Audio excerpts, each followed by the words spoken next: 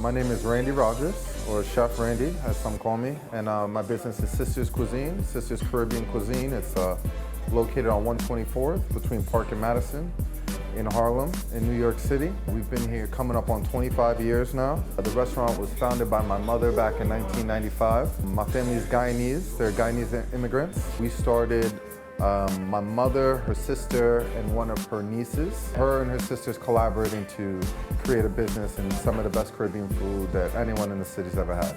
So I was 6 when this restaurant opened, and our menu pretty much hasn't changed since. So in 25 years, if the food wasn't great, trust me, if people didn't enjoy it, we would have changed it.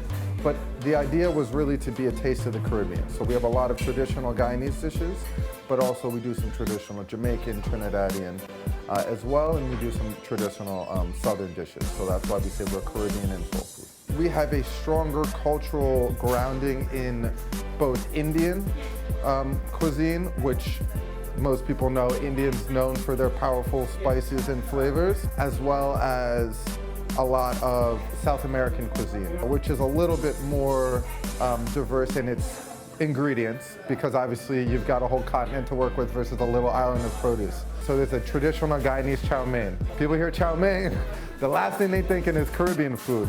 But we don't serve it at the restaurant anymore on a day-to-day basis, but when we open, we serve it all the time. It's one of our favorite things for caterings. Those people who really know Guyanese food, that's what they love. So that's an example of that influence.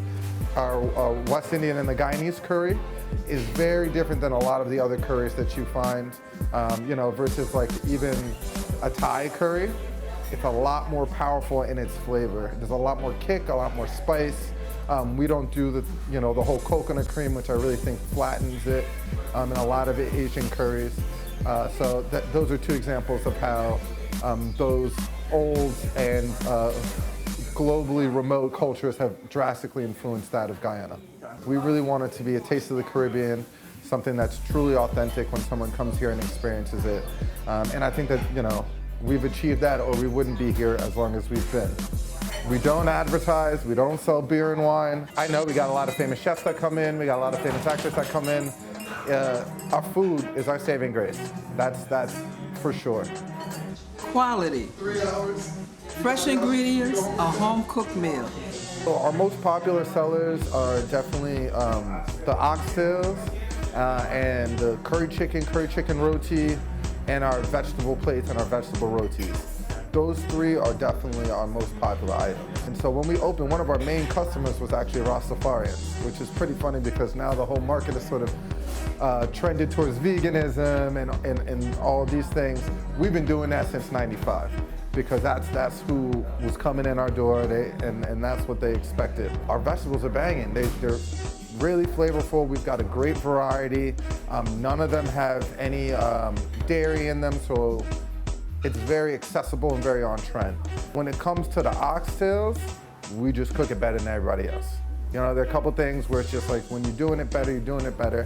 And I can say that because there's no lack of imitators, right? So we've been here 25 years. You could go 5 blocks and find about 6 businesses, restaurants trying to do the exact same menu as us. And they open and they close, and they open and they close.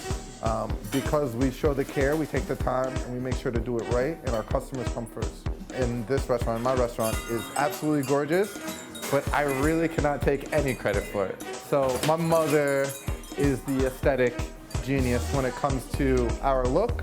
Outside of the artwork, which gets updated every now and then, and obviously we try and get new flowers every week if we can. We want it to be reflective of our community. You're going to see a lot of women represented on the walls. It's called Sisters. We want to promote Black excellence, Black women excellence, Black girl magic, all that. And yeah, my mother is an immigrant. Our family is, a huge one that we have here, have all immigrated to this nation. And, we wouldn't be able to pay our bills if it wasn't for America and how hard immigrants work as well. So we thought that it's important, given the current political climate as well, that we remind people that if you love this food, immigrants were the reason you get to have it. There is no traditional American cuisine. People know that, and even if you go back to what is traditional American cuisine, that you could only say is Southern, and Southern, everyone knows, is straight West African cuisine. So that's just African cuisine brought over by slaves and then co-opted by white Southerners. As a community, what we love about Sisters is the one place you know you can come to where the ingredients are fresh and the food is quality. And it's the best place to come and get a home-cooked meal.